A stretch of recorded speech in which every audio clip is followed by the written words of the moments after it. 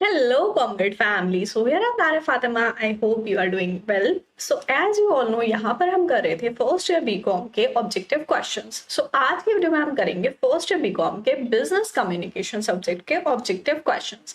So already हमने कुछ subject के ऑब्जेक्टिव क्वेश्चंस देख लिए हैं एंड आज की वीडियो में हम करने वाले हैं बिजनेस कम्युनिकेशन, जो कि आपका एक सब्जेक्ट है, उसके ऑब्जेक्टिव क्वेश्चंस. आई होप आप लोग के लिए हेल्पफुल रहेंगे. सो स्टार्ट करते हैं आज की वीडियो एंड देखते हैं फर्स्ट क्वेश्चन से.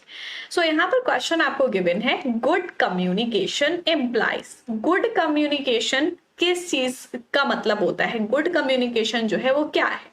First one is telepathy, second is agreement, understanding, friendliness. So good communication का मतलब ये है कि गुड कम्युनिकेशन इम्प्लाइज जो करता है वो करता है टेलीपैथी को. It means option number A will be correct. ठीक है. Second is the preparation of message by sender is known as. देखो, कम्युनिकेशन प्रोसेस जो होता है पूरा, उसमें दो मेन चीजें होती हैं, सेंडर एंड रिसीवर. ठीक है. एंड थर्ड जो मेन थिंग होती है वो होता है मैसेज. तो देखो, सेंडर जो होता है वो मैसेज सेंड करता है रिसीवर को. अब यहाँ बोला है कि जो सेंडर है वो मैसेज जो सेंड करता है, तो उस मैसेज की प्रिपरेशन को क्या बोलते हैं? ठीक है.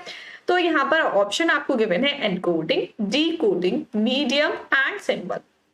तो देखो, अगर आपने कम्युनिकेशन प्रोसेस अच्छे से पढ़ा है, आपको अच्छे से समझ में आ गया होगा कि इसमें कौन सा आंसर होने वाला है. ठीक है. सो सबसे पहले सेंडर जो होता है, सेंडर के माइंड में अगर कोई आइडिया आता है तो वो उस आइडिया का क्या करता है, उसको अपने वर्ड्स में, अपनी लैंग्वेज में एनकोड करता है. ठीक है.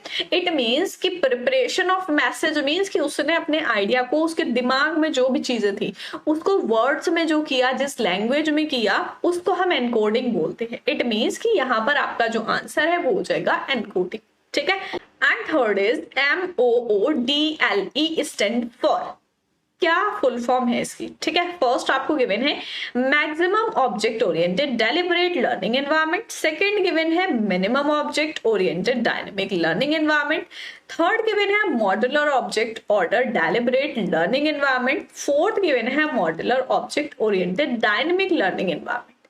सारे ऑप्शन पढ़ लिए अच्छे से. वीडियो को पॉज करके अब आंसर सोचो क्या होगा. एंड इसका आपका जो करेक्ट आंसर है, इसकी फुल फॉर्म जो है वो है आपकी modular object oriented dynamic learning environment. ठीक है. It means option number D will be correct.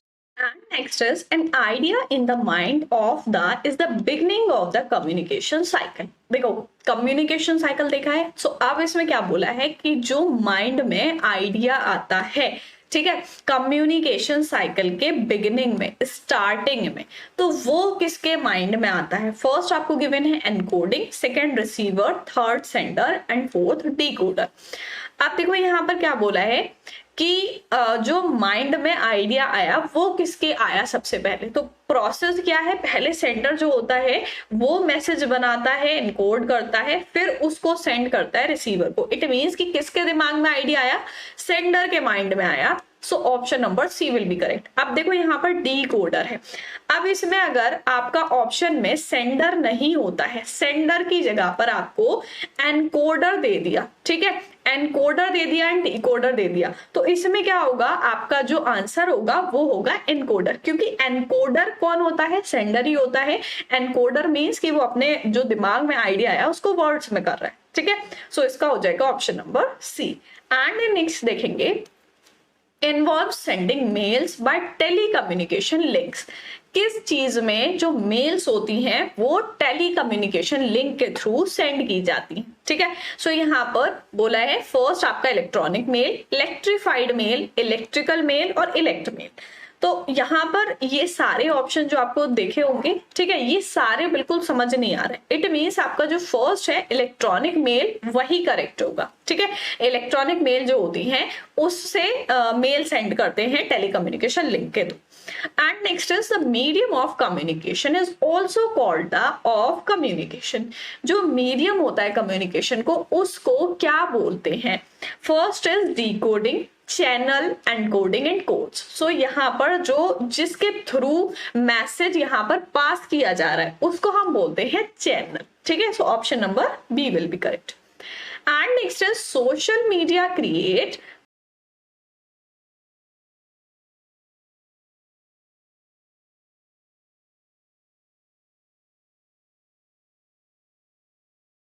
बनाती है, क्रिएट करती है, वो यूजिंग अ कंप्यूटर को यूज करके जो कम्युनिटीज बना रही है वो कैसी है। फर्स्ट आपको गिवन है vicious, second virtual, third real, fourth वे।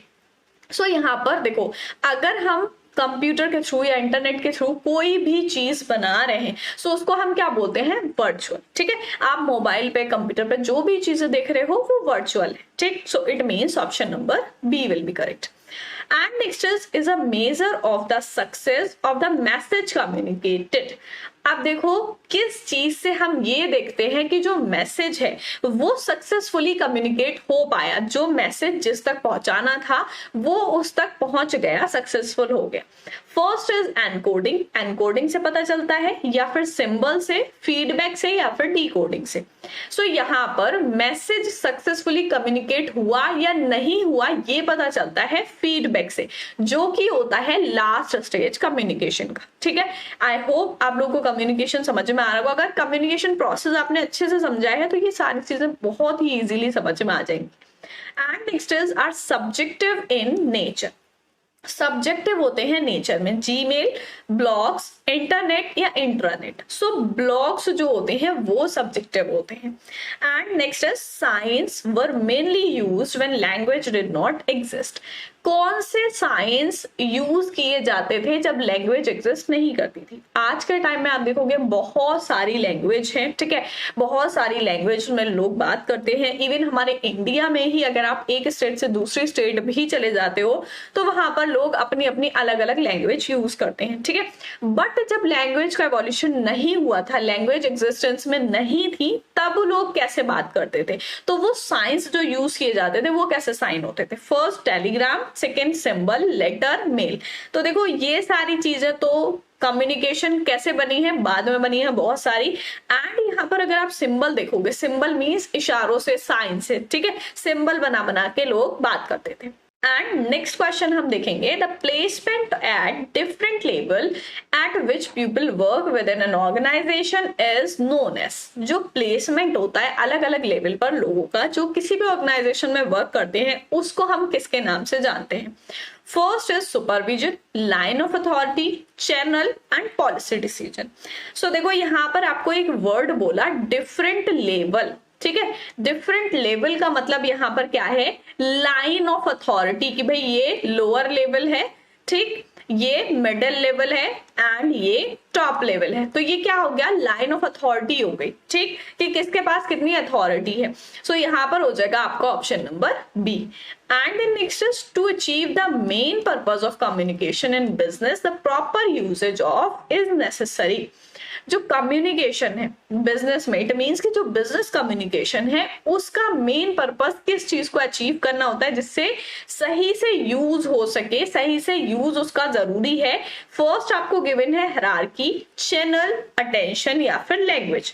तो देखो किस चीज का सही यूज जरूरी है बिजनेस कम्युनिकेशन में किसी भी पर्पस को अचीव करने के लिए। सो लैंग्वेज का सही से यूज होना वहां पर जरूरी है। आप बिजनेस ऑर्गेनाइजेशन में हो, बिजनेस लैंग्वेज यूज करोगे, फॉर्मल लैंग्वेज यूज करोगे, किसी भी अपने कलीग से या अपने सीनियर से, सुपीरियर से, किसी से भी इनफॉर्मली बात नहीं करोगे। ठीक है, किसी गलत लैंग्वेज में बात नहीं करोगे, आपको फॉर्मली बहुत अच्छे से बात करनी है। ठीक है, तो लैंग्वेज का सही होना जरूरी है। And next is when a message is expressed using gesture it is communication.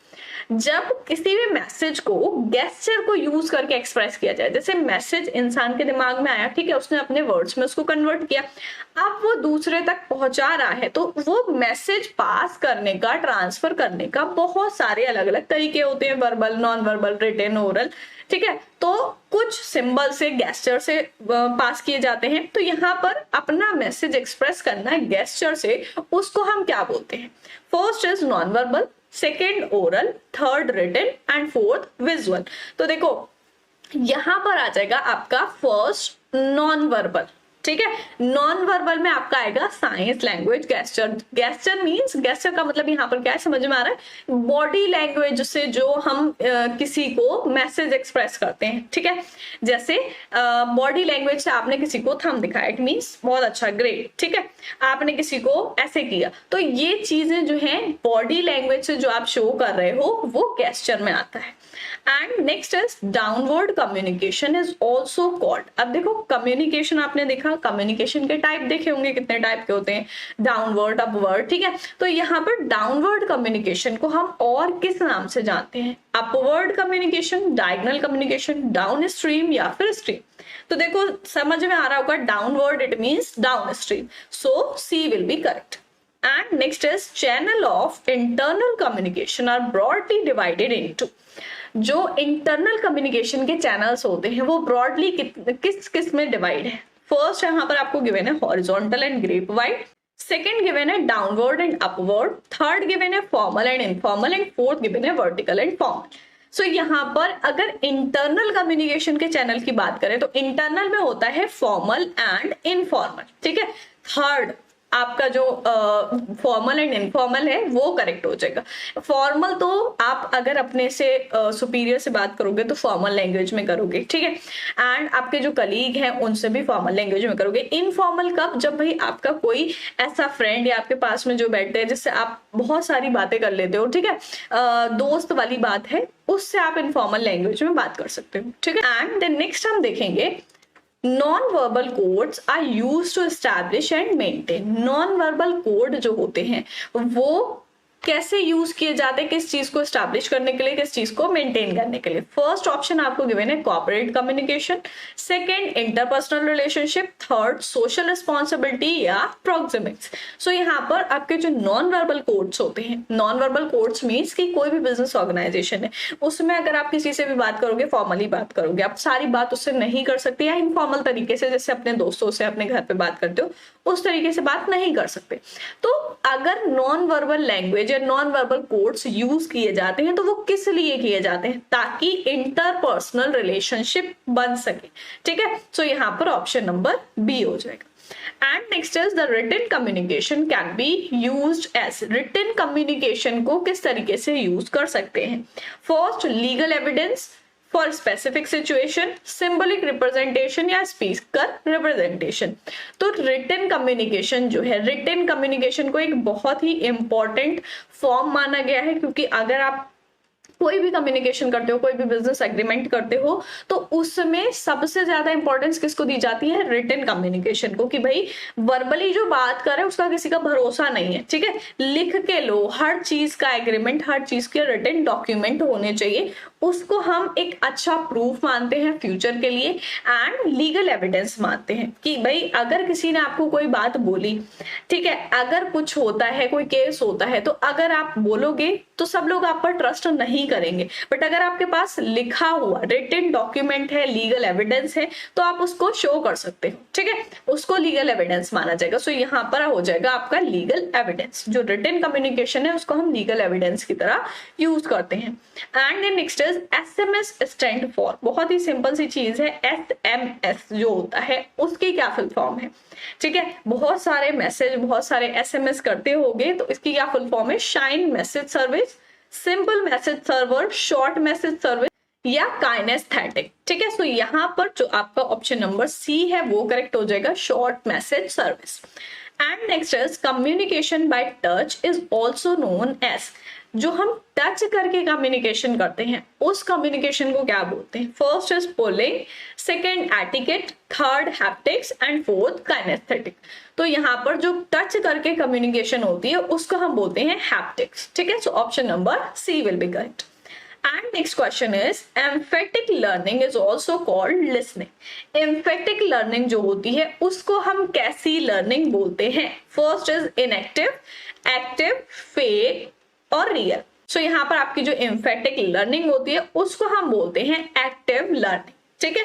And next question हम देखेंगे, listening is a effort by receiver to perceive and understand the message। अब लिसनिंग जो है, लिसनिंग मीन्स सुनना, तो listening भी communication process का एक बहुत ही इंपॉर्टेंट पार्ट होता है।